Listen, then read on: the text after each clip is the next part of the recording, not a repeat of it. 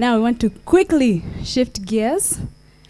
For those who may have come in a bit later, my name is Joyce Sikenu, and I'm part of the 3 MCs today that have been taking you through this program. So I hope you're all doing well. Let me just have a status update. Are we good? Can I see thumbs up, or even thumbs down? Just be honest, it's okay. So we're good. Was the food great? Did we enjoy? All right. So I want us to go to the next session, and I'd like to introduce to you somebody who I think we really admire, but I want to introduce him in a different way.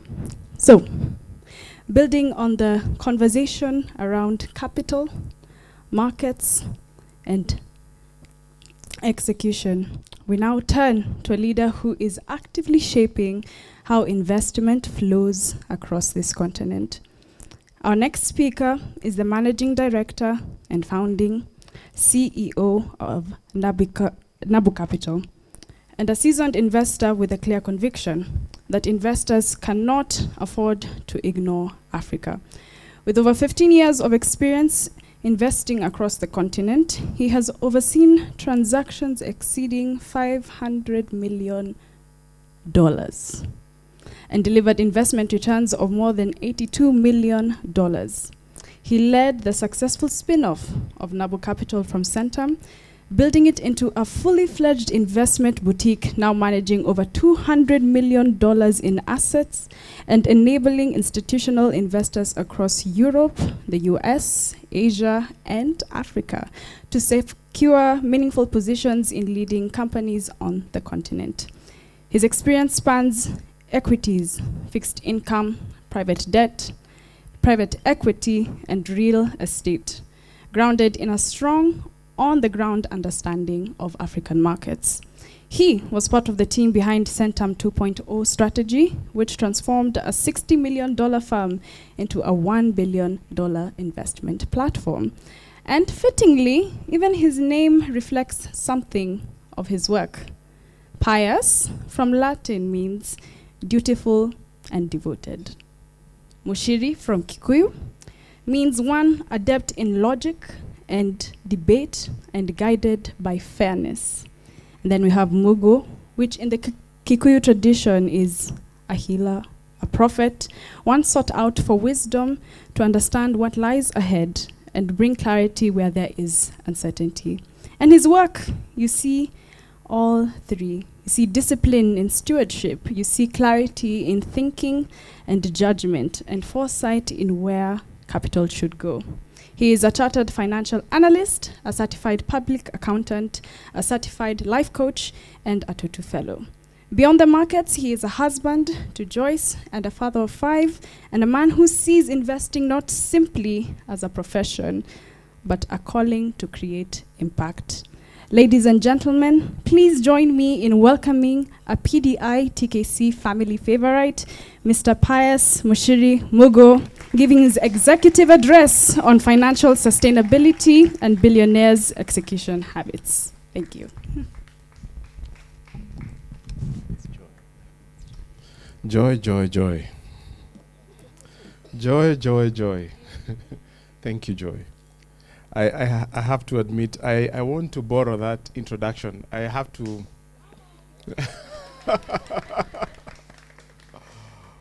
Oh, thank you, thank you, thank you, thank you.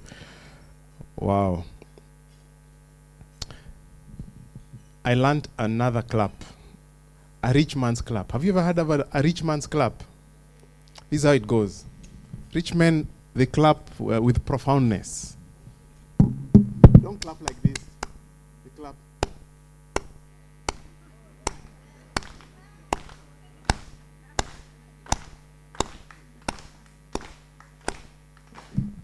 I want us to do that clap for some very courageous souls here. The men that I have seen stand here. If you are a man, you've gone through this program, please stand up. We must give you a rich man's clap.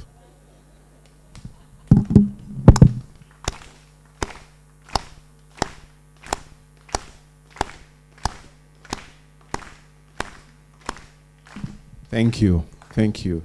We honor you. We honor you for choosing to be the only one, if you have to be, for standing out.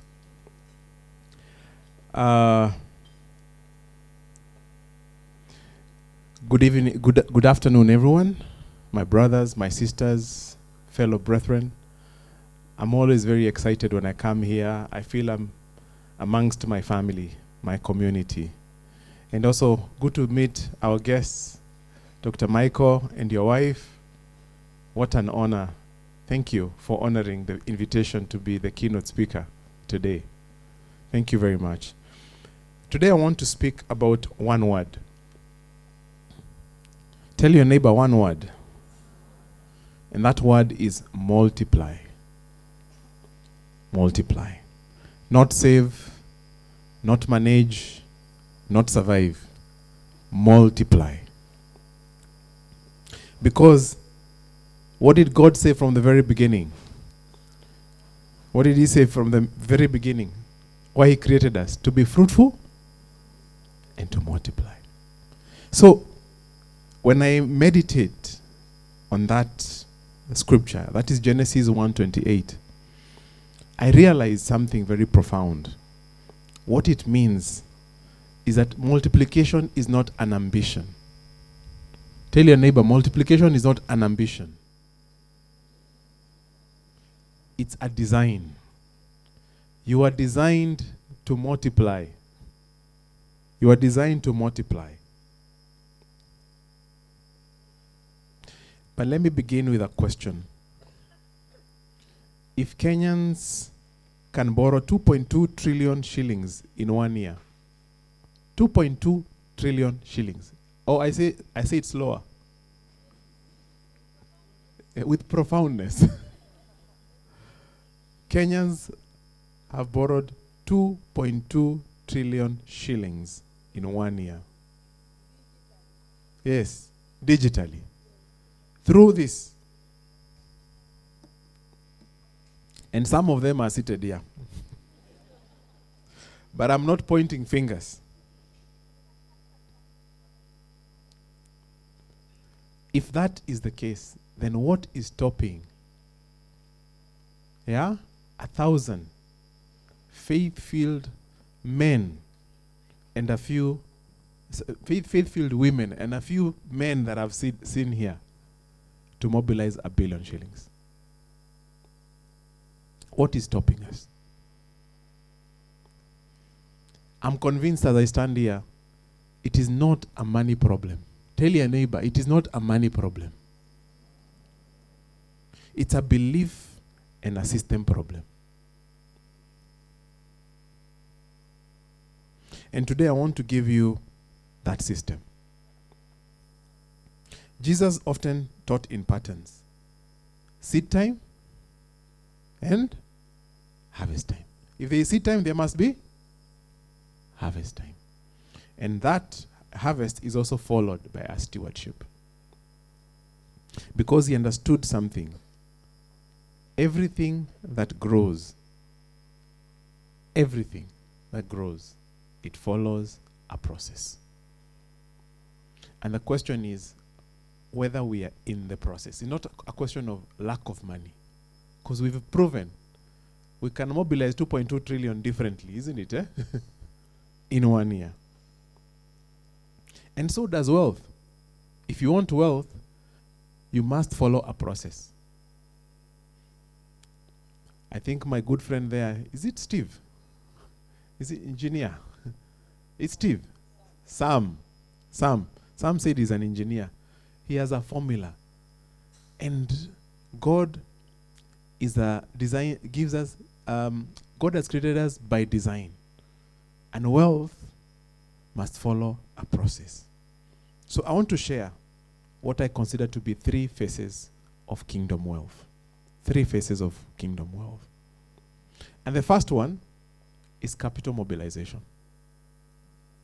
Capital mobilization.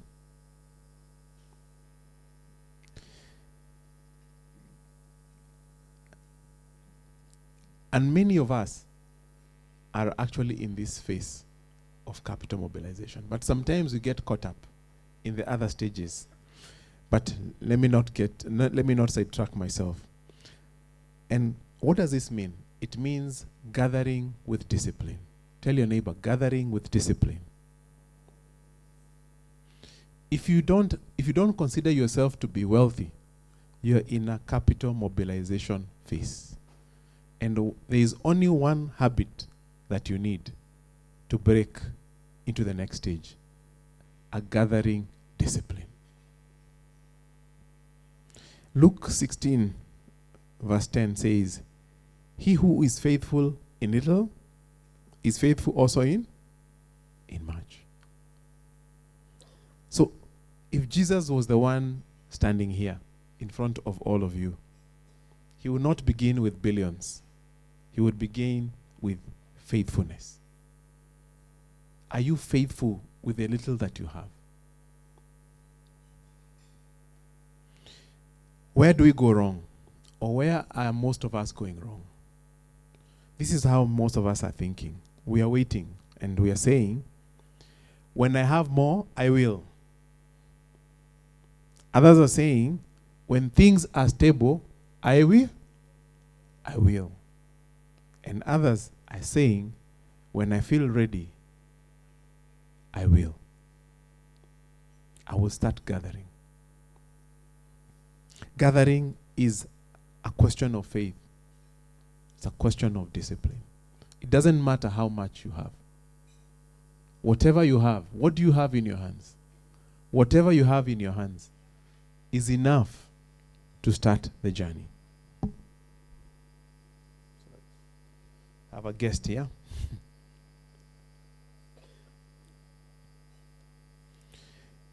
Matthew 6:21 says, "Where your treasure is, there your heart will be also." So, commitment comes before alignment. Tell your neighbor, commitment comes before alignment. A lot of us, we think we become billionaires when we get better jobs. Some other conditions play out. But it starts with your commitment and discipline. We began this journey, Irene, 2023, May. And we have had inflows of 620 million. First of all, let's clap ourselves. A rich man's clap.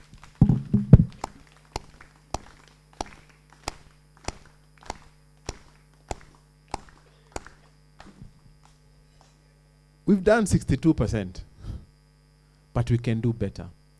And today, I want to challenge you. Why can't we do it in 1 year?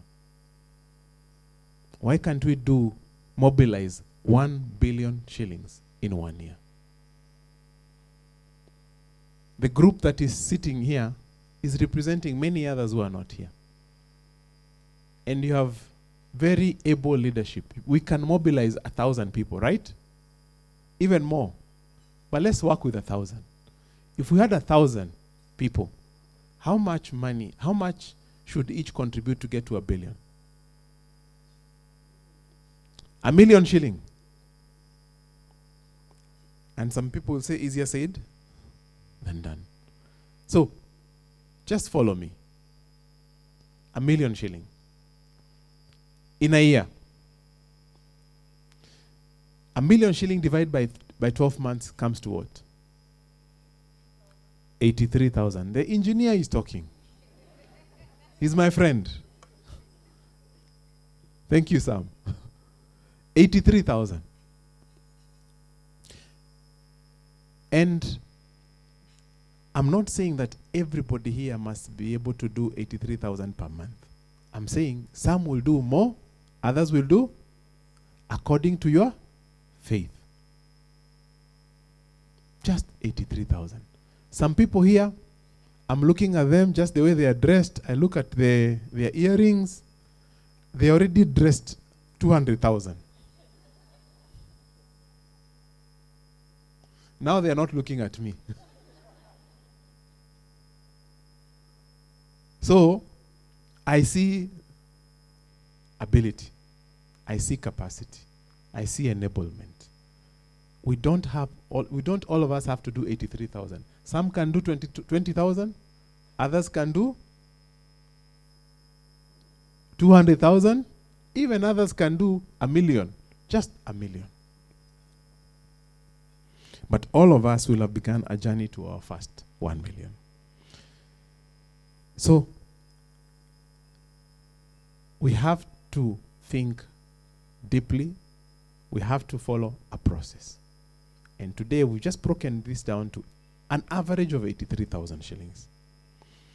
So the TKC model that I'm challenging you to have is some to carry more, others to carry less, but everyone must carry something consistently.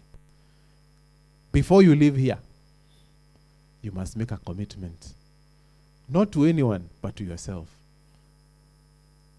I'm capable of 5, so I will do my 5.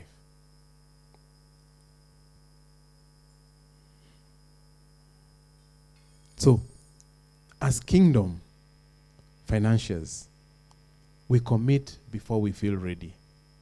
And I know I'm rushing some people, but we commit before we feel. That's what faith is all about, isn't it?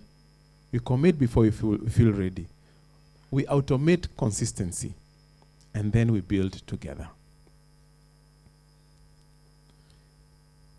So, in conclusion of this first phase of growing kingdom wealth, I'm insisting what I've said is not about your ability. It's about agreement. Can we live here with some form of agreement that we are going to match to our 1 billion unwaveringly? The second phase is capital growth. After capital mobilization is capital growth. Mark 4:26 to 27. It says, and I'm just summarizing it, the seed grows, though he does not know how. Joy, can you read for me the full Mark 4:26 to 27. You need my mic?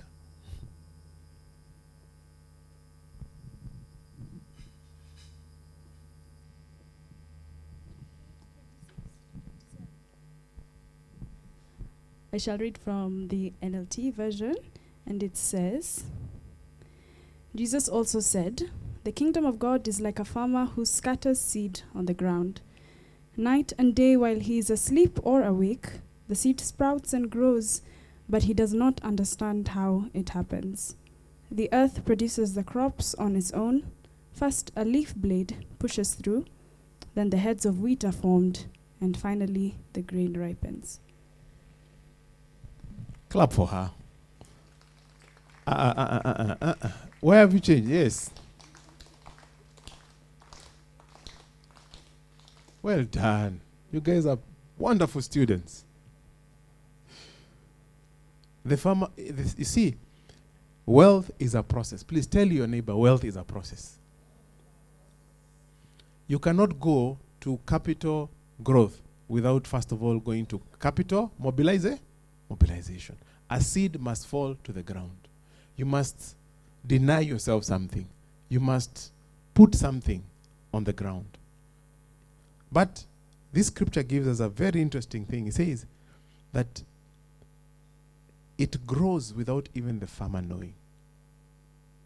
So our work, the only thing God is saying, bring to me, is just your seed. Put a seed down. Put your 83,000 a month down. Put your 1 million in 1 year down.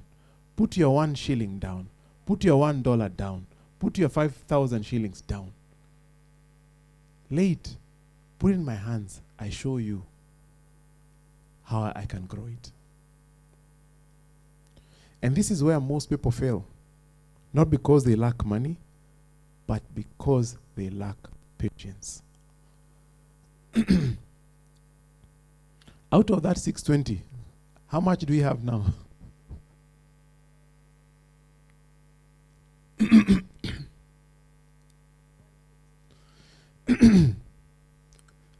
Out of the 620 that we've mobilized as TKC, what is remaining is 153 million.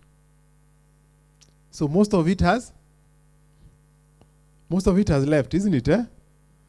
And this is what I'm saying here. Most people fail here. They never allowed their seed to grow. It's because of lack of patience. But allow me to take you on a journey of imagination. If by the end of 2026, we have 1 billion shilling, all of us, and we put it in a place, in a product, this is where Mercy and I come in, where it will earn between 12 and 13%. And we will not ask anybody to put even one single coin thereafter. What will it be 20 years from today? Do you want to know? It will be 9.6 billion shillings at 12%. And if we go to 13, which I'm just talking about very easily achievable targets, it will be 11.5 billion shillings. That is big enough and comparable to some of the companies that you see around here. 2008, Centum. I was working in Centum. The entire company, after being in operation for 40 years, was worth 6 billion shillings. 6 billion. Today, it's over 50 billion shillings. But our seed then was 6 billion. We will be bigger than Centum 20 years from today, without you adding any 1 shilling after you hit your 1 million. 11.5 billion.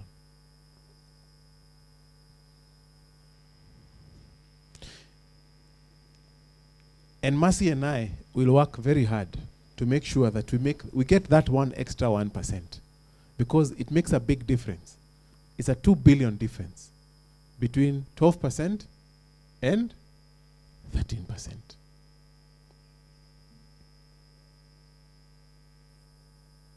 So I'm speaking to you, my fellow kingdom wealth builders. Some of the habits we must exhibit is we must trust time, because time is in the hands of God. You must put down your seed and then trust God with the time. Number 2, you must not interrupt compounding. Receive 620, you remain with 153, we've interrupted compounding.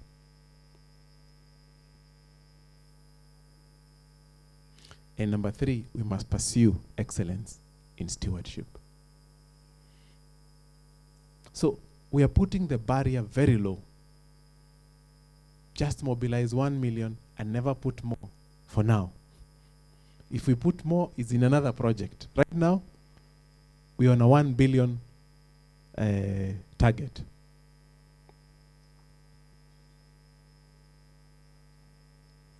Joy, today you are my co-speaker. Can you read for me Mark 4:28?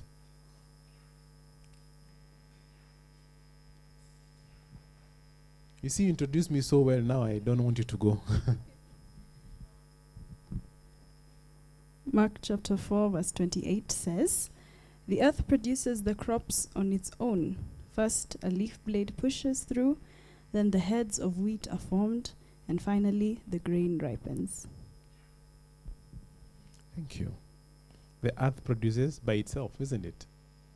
So just let it be. Put it down, put a seed, and see what nature will do with it. The greatest threat to your wealth is not the market. It is impatience. If you're going to be looking at, your statements every week, every month, you will have so many highs and lows, and at some point, your heart will not be able to take it. But over a long period of time, you see the trajectory. Safaricom, it was floated in 2007. 2007. 5 shillings per share. 5. So to buy 1 million shares of Safaricom, you only needed how much? 5 million. 5 million. Today, Safaricom is just around 30 shillings. So if you had 1 million shares, just 19 years backwards, that million share would be worth how much? 30 million shillings. Not counting the dividends. From 5 million to 30 million. The dividend per share is at least 1 shilling today. Then, when we started, it was 10 cents. 1 shilling. So every year, you would be getting 1 million shilling without selling even 1 share. So over the last 5 years, you would have recovered all the money that you put in just through what? Through dividend. But there is somebody who bought in 2007 and sold it in 2010, and they left money on the table. I can tell you story after story. Equity Bank, they just reported 75 billion shillings in profit. So, the greatest threat to your wealth is not the market. It is your impatience. Tuendelee ama tusiendelee? The third one. Capital deployment. Capital deployment. Just imagine, just imagine 20 years from today, if all of us, we have 11.5 billion shillings in our hands. What would that do? What can we do together? There is no prime real estate in the CBD that would come up for sale, and we will not be on the table negotiating for it. True or not? Isn't it, eh? Anybody who is doing anything meaningful would have to speak to us, because we'll be one of the owners of big pools of capital in the city. We will not be the biggest, but would be on the table.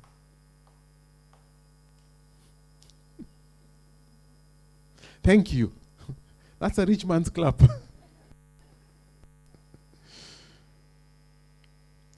Proverbs 13 verse 22. It says, a good man does what?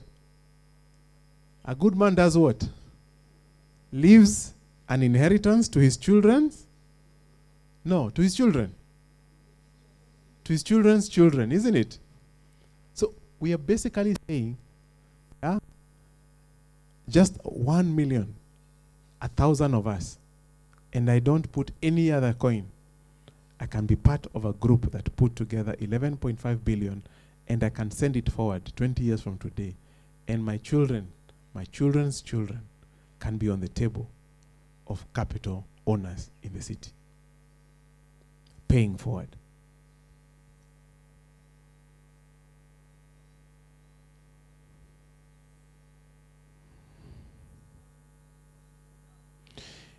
And this is where also I want to clarify, because we tend to hear people saying, invest, invest, invest. But when will you enjoy?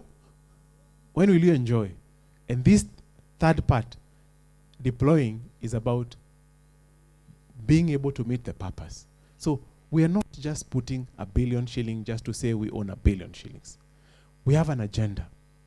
And the agenda is that 20 years from today, with only 1 million, you can be seated at the table. Your children's children can be seated at a table that you and I would never be able to sit in the current situation.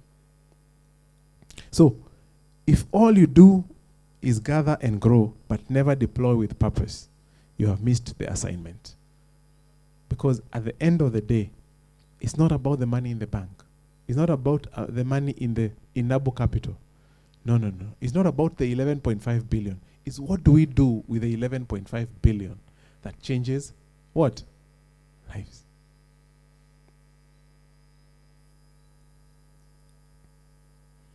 So what would we unlock for the next generation if we had 10 to 11 billion shillings? That 10 to 11 billion shillings will not just be money. It will be a system. I remember the late Dr. Chris Kirubi, who was telling me a story. The day he bought International House, and it was through, collaboration with other people, because he couldn't do it by himself. The day everybody knew that he had bought that building, there was no deal that was going down in this city without it being shown to him. So you will open doors to a generation. So let's think about ourselves. What would happen? Number one, I think would grant our children, next generation.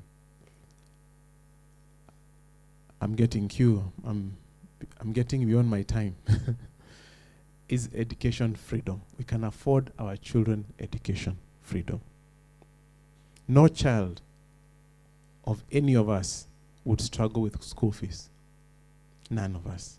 Scholarships and global exposure would just be part of the system. Number two is the business capital engine. Would create a business capital engine for the next generation.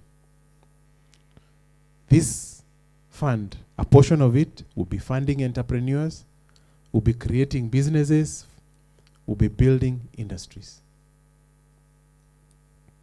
And number three would also ensure economic security for ourselves. Healthcare support for ourselves. Retirement dignity for ourselves. And also would protect ourselves against any crisis. So I want to say to all of you, I'm not here to tell you to build wealth. I'm here to tell you, let's build freedom together. Let's build freedom. So what must you do today? You must start immediately. Whatever you have in your hands is enough today. Number two, you must grow. Whatever you do, if you start with 5,000, commit to also growing it over time, gradually. Number three, please invite others. Don't hold this just to yourself. Invite others. We want to be 1,000 strong in TKC. So if this room agreed today, 1 billion would not take us years. It will take just conviction today. Jesus never measured success by accumulation. He measured by faithfulness and multiplication. And that's what we are called to do. And one day, your children, my children, your children's children, my children's children, will live in a world shaped by what we choose today. You are not called to survive on what God has given you. You are called to multiply it. Thank you very much.